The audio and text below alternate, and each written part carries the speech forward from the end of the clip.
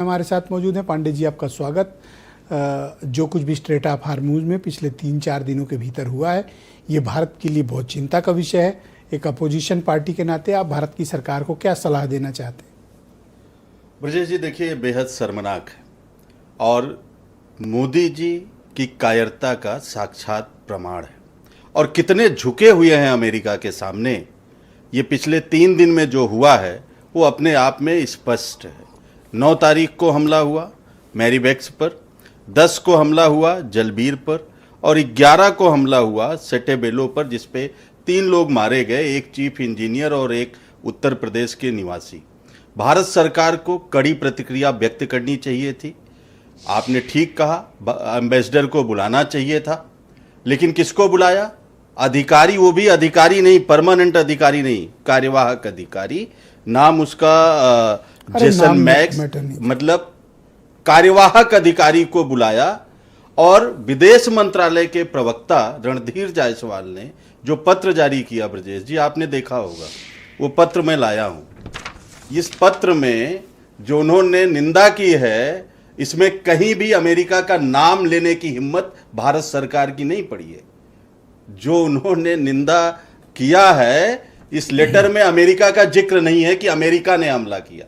यानी कि पिछले 72 घंटे में अमेरिका हमारे 3 वेसल्स पर हमला करता है और भारत सरकार, नरेंद्र मोदी 56 इंच सीना, इतनी हिम्मत नहीं पड़ी कि वो अमेरिका पर डायरेक्ट एलिगेशन लगा दें, राजदूत को बुला के कुछ कह दें। अरे अमेरिका न्यूयॉर्क में थे, कितना टाइम लगता, बुला लेते, वेट कर लेते, कुछ तो करते, लेकिन नहीं। दूसरी बात देखिए ब्रजेश जी, कायरता का प्रमाण कि याद करिए, जब यहां पर नेवी की कार्यशाला चल रही थी और उसमें अमेरिका हिंद महासागर में घुसकर हमारे अतिथियों को मारता है, तब भी देश के प्रधानमंत्री या भारत सरकार, रक्षा मंत्री, विदेश मंत्री का एक बयान नहीं आया था। आप क्या चाहते हैं, सरकार को क्या करना चाहिए, एसओपी क्या हो?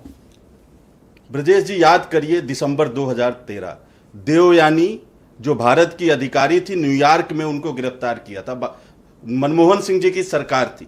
क्या किया था हमने अमेरिकन एम्बेसी से जो सुरक्षा व्यवस्था थी सब हटा लिए थे, तुरंत हटा लिया था पुलिस भेजकर। और जितने उनके राजनयिक थे भारत में, सबका जो वीआईपी पास था, एयरपोर्ट पे आने जाने का जो विशेषाधिकार थे, सब भारत सरकार ने जब्त कर लिए थे। इसको कहते हैं कार्रवाई। आप अमेरिका का नाम नहीं ले पा रहे हैं, ये देखिए, मैं चाहूंगा आपके कैमरामैन दिखाएं इस तरीके का। अरे आप बोल देंगे, हम मान लेंगे। नहीं, ये कार्टून है, इस तरीके का कार्टून चल रहा है जिसमें एक बच्चा, नीचे कर लें, जिसमें एक बच्चा अपने मैडम से कह रहा है कि मैडम मुझे उसने मार दिया। बोले नाम बताओ, नाम बताने के नाम पर नहीं बता रहा है। मैडम कह रहे हैं डरो मत कायर, नाम बताओ।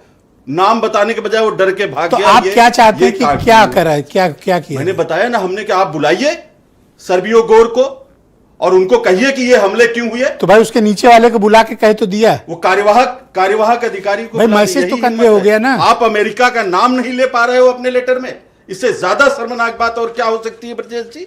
आप पत्र लिखते हो, आप तो चाहते हो कि जाके अमेरिका से लड़ जाएं। अरे इतनी तो आप तो जबरदस्ती लड़ाई कर रहे हैं। नहीं, तो ऐसा भी नहीं कि चरणों में गिर जाए। इतनी हिम्मत तो दिखाएं कि अमेरिका ने हमला किया है, वो रणधीर जायसवाल पत्र में लिख देते। इतनी हिम्मत भी नहीं जुटा पाए। हमने जो किया 2013 में, वो हमने बता दिया। हमारा तो 56 इंच का सीना नहीं था, इनका तो सीना। असल में प्रॉब्लम क्या है ब्रजेश जी, 10 सेकंड सर, मैं खत्म करता हूं। देखिए, जब उनके मंत्री यहां पे आते हैं, क्या नाम था उनका, मैं भूल रहा हूं, मार्को रूबियो।